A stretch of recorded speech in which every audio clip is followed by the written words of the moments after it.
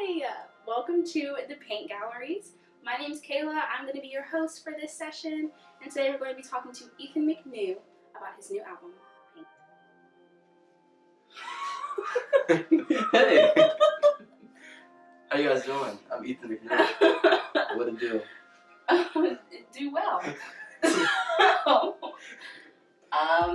You have a new album coming out. Can you tell us a little bit about that? I do. The album is called Paint. I've been working on it since December 2018. It's a long time. And 7 songs. And it's about my life the past year and a half, about 2 years.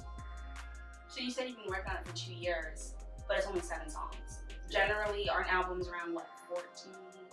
Yeah, don't get me into the streaming thing, because, I'll talk about that for hours. But, yeah, it was supposed to be 10. Right. But I wasn't ready to make a 10-track album.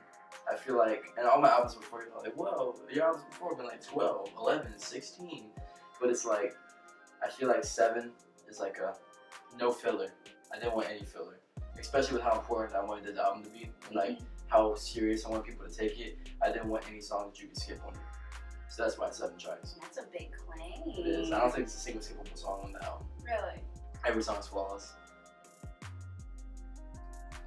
Speaking of flawless tracks, our first introduction to the album is going to be through a single. Mm-hmm. What made you choose Rose as the single for this album? See, that's like really funny, because like that was my least favorite song on the album the entire time I've been making it. Yeah, which is really funny. It's about her. We're dating. We've been dating for 3.5 years. but love. 3 years and like 3 months. Today, actually, 3 years, 3 months today. But that song is about you. You already know that. You've already heard it. And it's funny because that's your favorite song on there. It is. And I've always just been like, I was going to take it off the album. So but that was one of the original 10 that I made for it.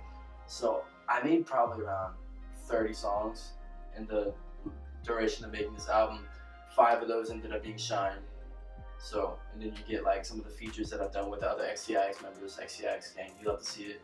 But like, Rose, something spoke out to me about it. I think when I sent the version 3 of the album to everybody, because it's version 5 that you're hearing, my friend Ryan said Rose. And I was like, Rose? I would not think about that one. That one's kind of like, just not my favorite. So I actually listened to it again. It's the most catchy. It's the most bouncy. It's just like, but it's still content heavy. Like, I didn't sacrifice anything for that song. Right. I didn't try to make like a poppy love song. I just ended up making a content heavy, catchy love song. You said it's content heavy. What exactly is going on in the song that would make it content heavy? Like a year ago, like around this time, I remember I wasn't doing too well. So it's like, and I had a song called Silence, which was one of the original 10 as well. But that song got replaced by Charcoal. But Charcoal's so much better. You're welcome that I didn't put Silence in there. That song is trash. But usually whenever I have like a vault, I'm like, these are gonna come out one day. Like all the songs that I made for Paint are probably gonna come out. Just not with Paint. Yeah, but not Solace. The song's trash. But anyways, I remember I played it for you. You were like, why am I hearing all of these things that you're feeling through this song? Why am I not hearing it from you? And that really stuck with me. You were really upset with me about that, understandably. And that stuck with me. And then like right after that, I wrote the song, and the song's basically like, I've been in a really bad place, and like, you helped me out, but I haven't been letting you help me out. And I'm really sorry about that. And it's like the hook's like, if you're so simple. So it's kind of like, you know, she sung it like that. That's her voice. That's pitched down. But yeah, like the song was about how you make everything easier. Everything that's complicated that's been happening to me this year and a half, you broke it down and made it simple. And it's just about me saying, I'm sorry that I haven't been open with you. Like I've always been very happy and bubbly when we talk and everything. And I just didn't want that to go away. I don't want you to see me as chef boy. But you know what I mean? Yeah. So that's basically what the song's about. Are there any, so you said that Rose wasn't initially your favorite, and I'm sure that didn't drastically change overnight. So would you say that you have a favorite on the album? Like just... Yeah, my favorite on the album is Charcoal. featuring my boy Pink Noise. Really? That's it. But that's still not a single. Mm-hmm. Like the hardest part about this album was when I cut it, because the 10 version album had singles. Right. It had a song called Survive, which y'all will hear eventually, but it was called Amethyst for the album. Cause like I can break this down later, but every song on the album's a color, Right. besides the intro and outro. But like it was really hard because like the album's 7 songs and the last one's an instrumental song, so it's like, and all the songs are so content heavy. I didn't know which one was the right one. I wanted to do Canvas, but that's not really. That's just the intro. Like that's not a single. I wanted to do Imperial. Imperial was the other one that I thought of, because like that's hard. It's like the only hard song on the album. And then I wanted to do Ash, because Ash is like, I'm breaking. Like, it's catchy. And I feel like it was a good glimpse into the album. But, like, Rose is the best single on there. I feel like that's, like, the song. If I was going to, like, because I don't care about singles. Right. I don't care. Like, I'm just making art. Like, I'm here to make an album. I'm not here to make a single. But if I'm going to put out a single, I need to do it right. And Rose is the one that I think it sums up the important themes of the album in it's like in a subconscious way. Like I'm not sitting here saying I'm sad. Like I'm sitting here like it's a love song that's very easy to sing, and you can listen to it without thinking about it, because the hook is just so infectious. So that's why I picked Rose. But Charcoal is my favorite song I've ever made. That's a big title to give it. Yeah, best song I've ever made. There's not a song that I made that's better than that. And I made that in August. So what is it? March right now? Haven't made a song better than that yet. I will. So you were talking about all the songs on the album you had named after colors. Yes. So why did you decide to do that? Well, it was your idea originally. And then I was like, I kind of threw it to the side. Yeah. Yeah, and then it got brought back up. And I was like, By his friend. Okay, I have my faults. Alright. I credit you though. I appreciate it. This interview was her idea too. Just give her everything. Yeah. So at first it was gonna be like red, blue, green, like just like that. But then like Rashad was like, and that was your idea. It was like the red, blue, green, because it's called paint. But then Rashad was like, remember Xcix, love you, dude. You probably edited this. I don't know. Or Omar, or me. Or me. Or her. Who knows? Find out next time on Dragon Ball Z. But yeah. So okay, yeah. So I named them colors, but they don't sound like colors. Like Canvas, I named Canvas because that's like blank slate. Starting, the album starting. It's about me about the paint. Imperial, that's red. That's a shade of red, and red fits that song because it's angry and rage. It's also Denzel Curry. Imperial, a little bit of homage. It's pretty cool. And then Ash is track 3. That was originally Wait. So that's what the song was called. But I switched it to Ash because that's a color of gray. That song is very gray. That song used to have a switch up. It was Ash and Soap. That was the other half. But I cut that out. It didn't make sense. Maybe I might leak it one day. But because that third verse did go hard, I'm not gonna lie. But then we have Charcoal, which is the color of black, and that's the lowest point of the album. I'm at rock bottom. So that's why. And that song never had a different title. I made it as Charcoal because I already knew what I was doing with the colors. Then Rose was simple, as you can hear in the song. Rose, it's like a rose to you. Like that song's me giving you your flowers, like thank you. And then it kind of like pink, you know, a little pink girl. And then Tuscan was originally Paint. That was the title track. But it was yellow. But Tuscan is a shade of yellow, and that just sounds hard. Like Tuscan Leather by Drake, Tuscan Raiders from Star Wars. Like they're both. There's a similarity in there somewhere. Give me a couple minutes. But it was just hard. And then Palette is the last song, and that was just always called Palette. I always knew that was gonna be called Palette. And that's kind of like, it starts off as Canvas, where I'm setting up the scene. And then Palette is like, I have all my colors. I finally found, like the colors symbolize me. So like, throughout the album, it's like I'm finding my emotions through these colors, through these songs. Something like that. So like through these songs.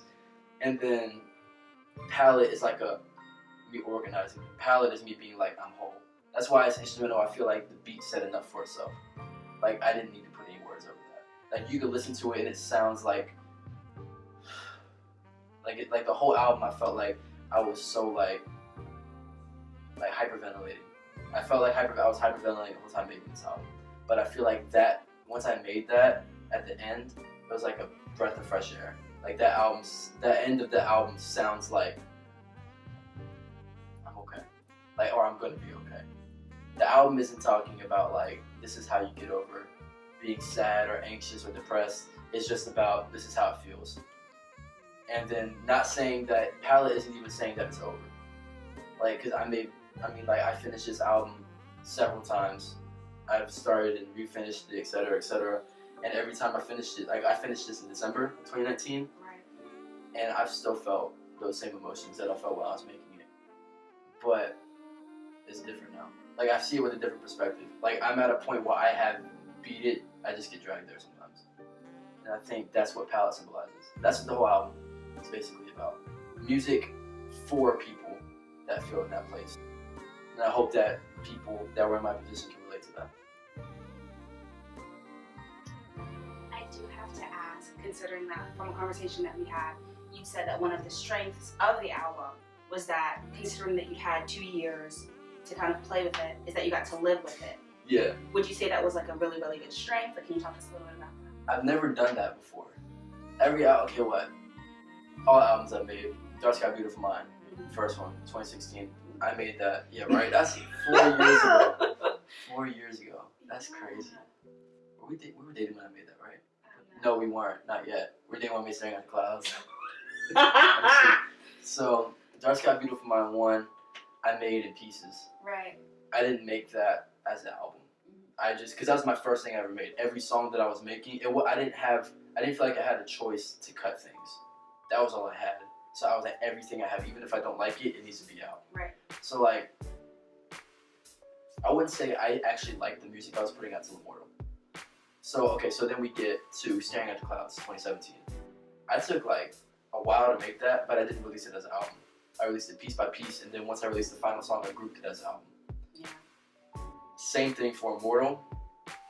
Did the exact same thing. But that's where like, the first 2 albums, you used to get on me about that. I used to talk about the exact same thing. Right. I'd be like, this is my dream. All y'all haters, y'all ain't gonna stop me. These other rappers at PG suck. Like I was super pretentious. Yeah, you're mean. I was an idiot. But like, I grew a lot making Immortal. It started with my song Glass Half. I remember we talked about it, and I wrote a song called Glass Half. I don't know if you remember that one. I do. Yeah, and that was about glass half empty or glass half full, basically waking up in 2 mind states. And like, I listen to Immortal now. That's good. I was listening to it in the car earlier. I have a CD in my car. But I'm like, that album changed everything for me. That changed what I talk about. But the issue with that was I exaggerated a lot. Because I just wanted to make sad boy music. So like, I was like, oh, like, I want to die, etc. Like, no! like, all this stuff, and that's not how I felt. I was sad, but not because of the reasons I was saying. Right. But I feel like to a certain extent that music was real. Like it still was part of me. It was just overly exaggerated. Right. So like, but what I was saying with these albums, I made them piece by piece. I didn't make them as an album. Immortal, I didn't really make as an album, but it was my most cohesive album. That one had like a story almost to it. It had an arc. Right. My boy Darren helped me create the entire arc. I was gonna have skits and everything, but I was lazy, so I didn't do it. And I feel like skits are just unnecessary. Yeah, but who wants to listen to me talk? I'm already talking at a beat. But anyways, then like Seasonal Greetings, that's just a compilation. We'll talk about that. My first album was Dark Sky Beautiful Mind 2, 2018. That's like the first one where, because I was pumping out music. Like the Seasonal Greetings EPs, I was making those and Immortal and releasing them at the exact same time. So that's 27 songs I released in about 4 months. Because I was like, I need to do this, I need to do that. If people aren't listening to me, if new music, I'm going to be nothing. I need to consistently drop, which makes sense, but I wasn't doing it in the right way. Even if that was true, it wouldn't have worked for me. Right. But like, Dark Sky Beautiful Mind 2, I took like a 3-month break after, not really, I didn't take a break. I didn't usually get on me about taking breaks. I never took them. I actually took one with this. But like, so after I finished Seasonal Greetings, which was in April 2018, I just stopped uploading until July 2018 when I uploaded the album and the singles. And that was the first time I crafted an album. But like, I didn't sit with it. Like I started it in March, finished it in July, posted it in July. Right. But this, like, I started working on like my next album right after I finished that. But this wasn't. Paint didn't exist till January because I was trying to make an album called Work in Progress. Yes. Remember that? But like it didn't work out. So that's funny, pun on words. But like so it didn't work out, and it just wasn't like I didn't have anything new to make music about. Dark Sky Beautiful Mind 2, it wasn't stories from my life. It wasn't anything. It was just songs. I just wanted to make the most accessible album that I could make because it was my first thing on streaming. So I wanted everyone to have a song. That's what I wanted. And there's nothing wrong with that, but that's not what I do anymore. I want to make albums. Like I want to make real music. So it's like, it's really interesting because like I went on a journey with this. So I started it in January and I worked on it the entirety of 2019. Like up until like 3 weeks ago, and it's March 3rd right now.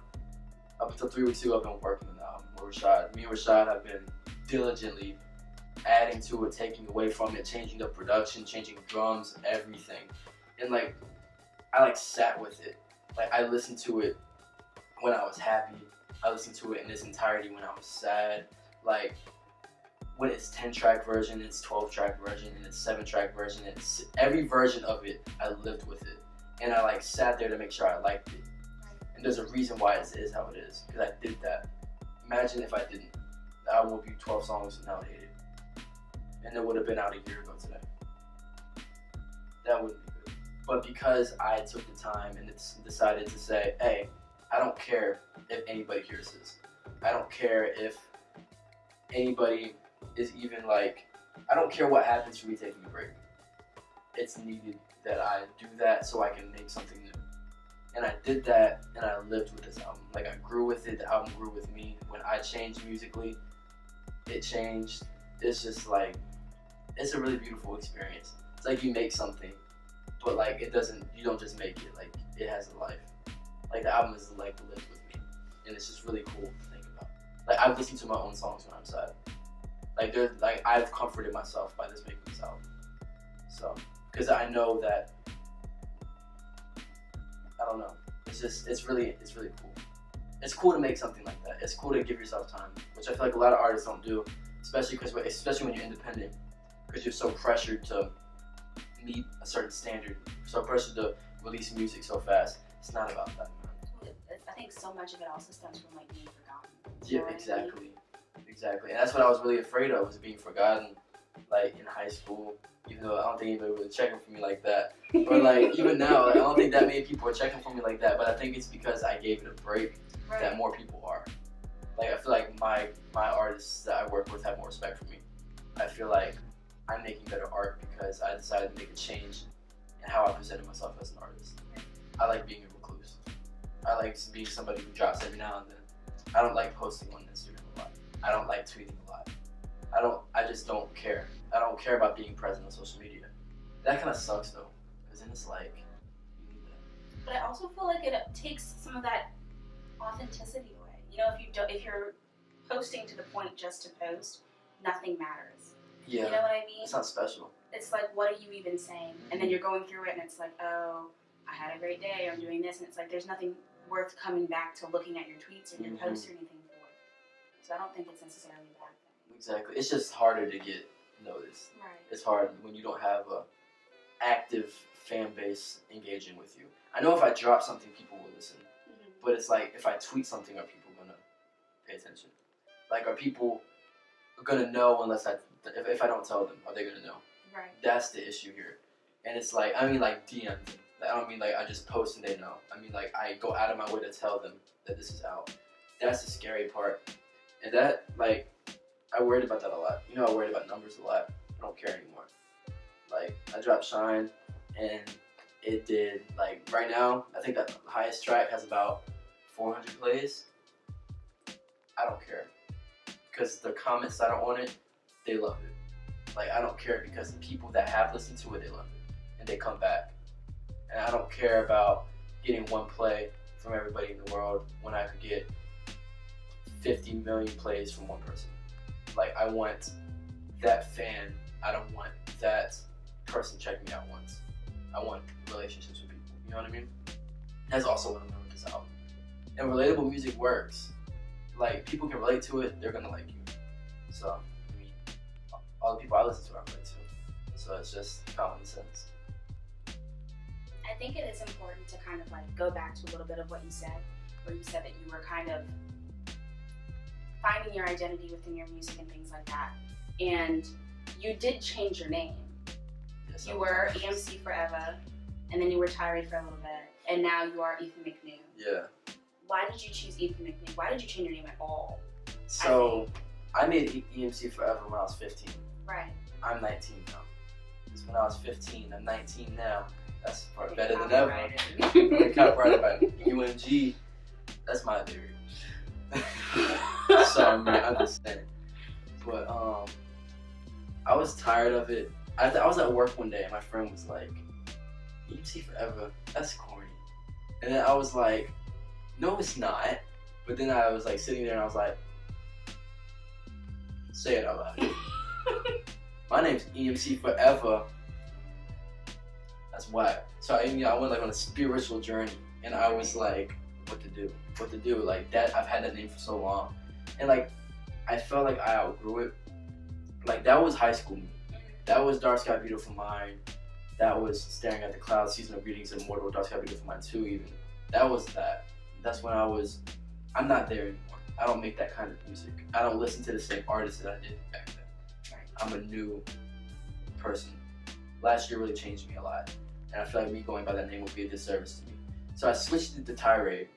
It was inspired off The Sun's Tirade by Isaiah Rashad. So I spelled it a certain way.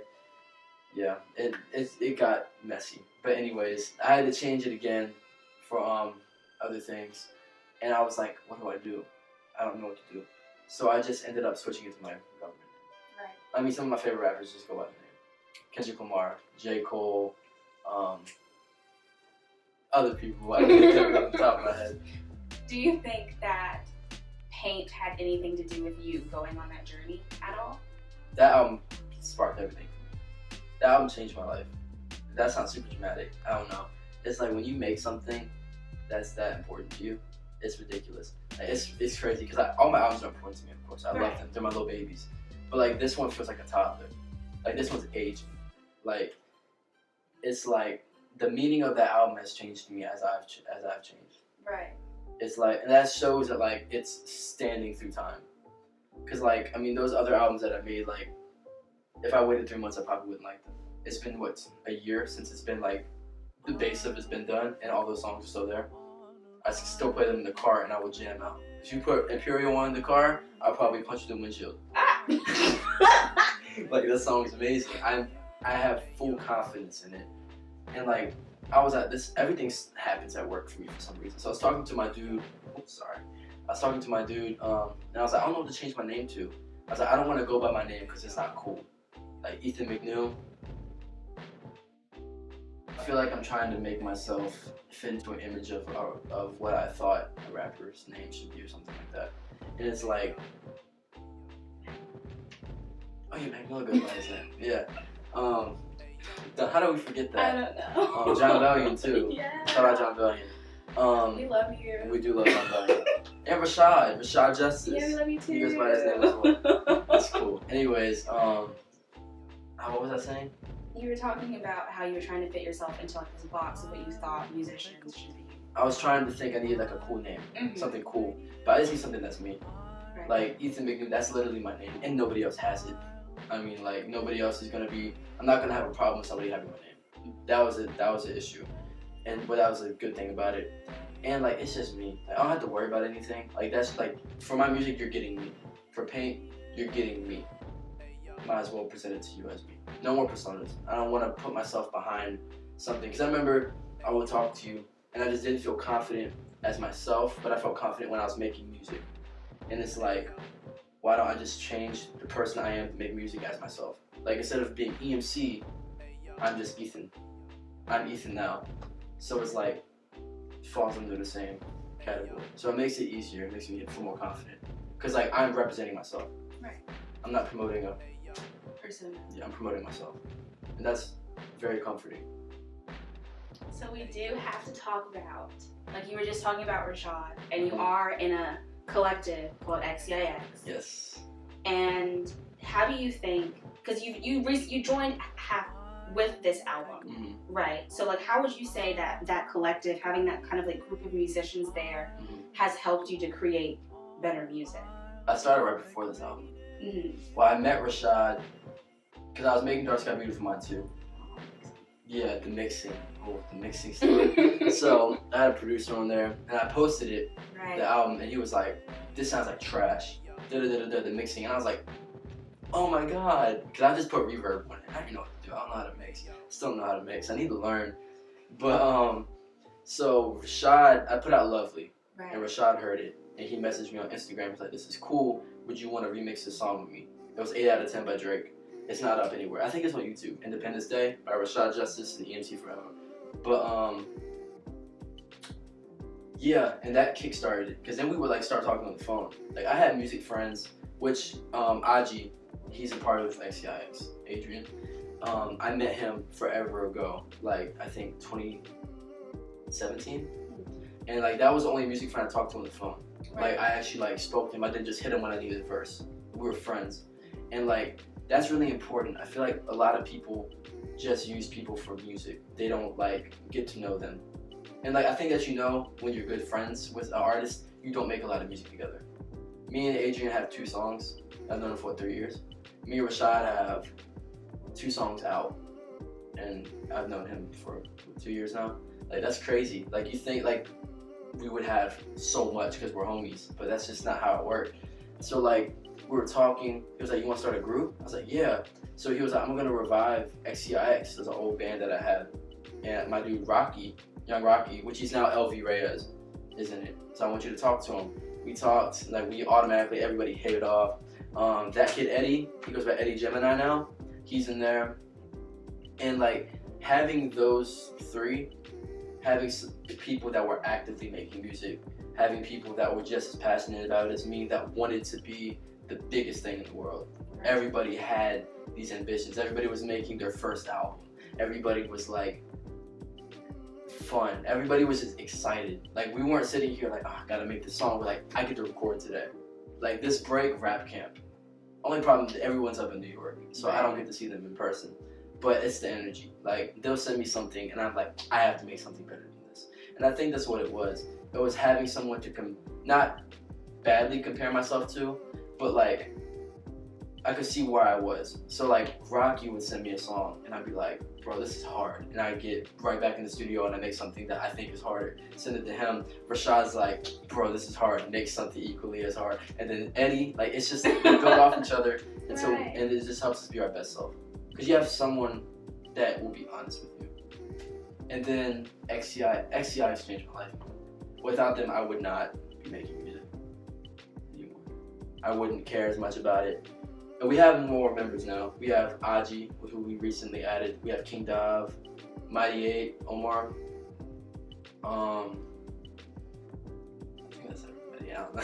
Me, of course, Rashad, LV, and Eddie. So yeah, having Xcix is just a really good support system. You know what I mean? Yeah. So, I know with a lot of your other albums, and we had talked about this a little bit ago, we talked about how Simple was very different from like another song you made in the past, like 25/8 and other things like that, and how important it was that this album was from your perspective. What does that mean? Like, how does that kind of play into your album? Like if you could. Like,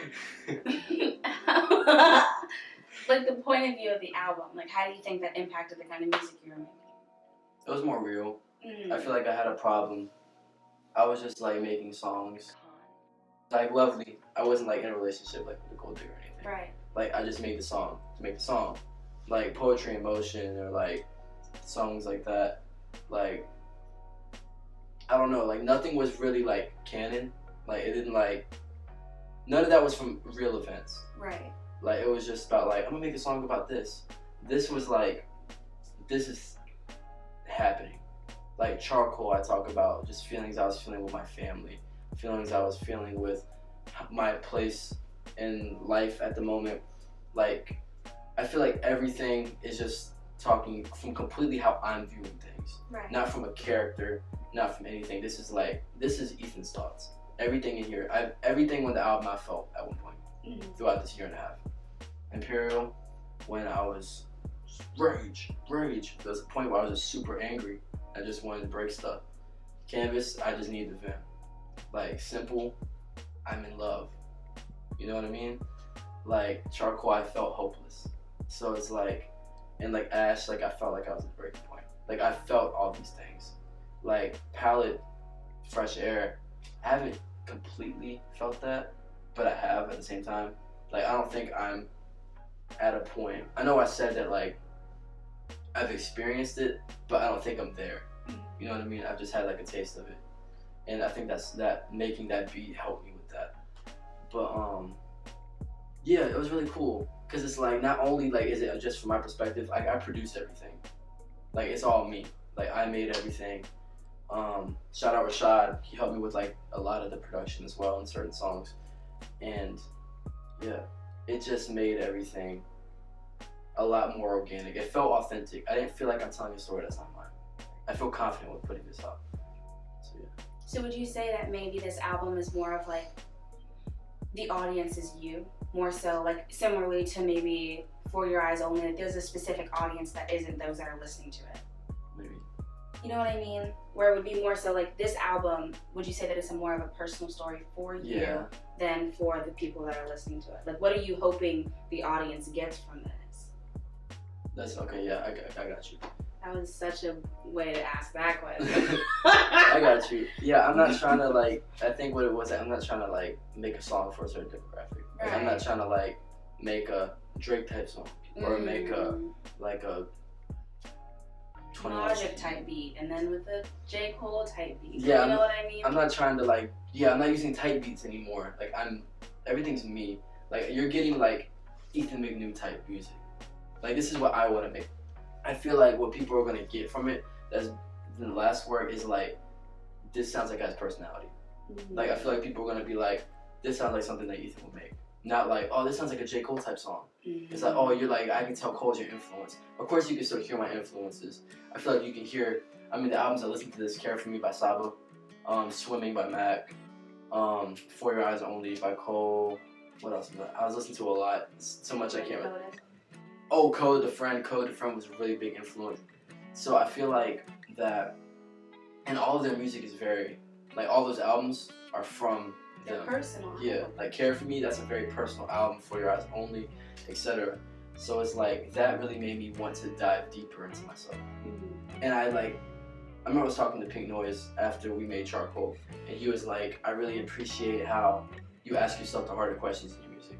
Like you're not like, making music is awesome, but like I think it's really cool when an artist can like go into their subconscious or go into their mind and be like, why am I doing this? Or like analyze yourself.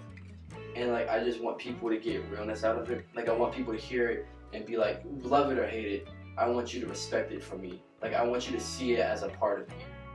Like I want you to know me more. I want you to hear this. And that's also why this interview was a good idea. Because I feel like so many people, they don't really get to see me. Like, I don't do a lot of it, like music videos. I don't have a lot of them, which I'm planning to change. And that's a good, like, glimpse into me. Because you just get a 3-minute song and a picture on Instagram or a tweet. Like, that's not really my identity. So, like, I wanted to be very transparent. So. And you want to be transparent. Is that going to, this, like, perspective and, like, delving more into your actual personality, is that the goal for everything that you continue to do onwards? No? I don't know. Of course, I want to always be myself from now on. Right. I want to always make music that I would listen to. And like, I want to, which is like people that talk about their stories. But like, I don't want every album to be sad. Right. I don't want to always make a sad album. Like, I might come around with something that's like super, like, high energy. Super, like, positive. Like Shine was very positive, which is funny because I made that while making Paint. Right. So it's like, I can multitask. I can do two. I'm not just a sad boy rapper, and I'm not just like a bar out rapper or anything. I have dimensions. I'm a person, and I want my music to reflect that I go through emotions. Right. So I mean, however I'm feeling is what music I'm Well, I'm so happy that we got to talk today. I loved hearing all about your album. And Paint is going to be coming out April 2nd. April 2nd. By the time you see this. Yes, and we're so excited to hear it. And thank you so much for coming in today. No problem. Thank you for having me.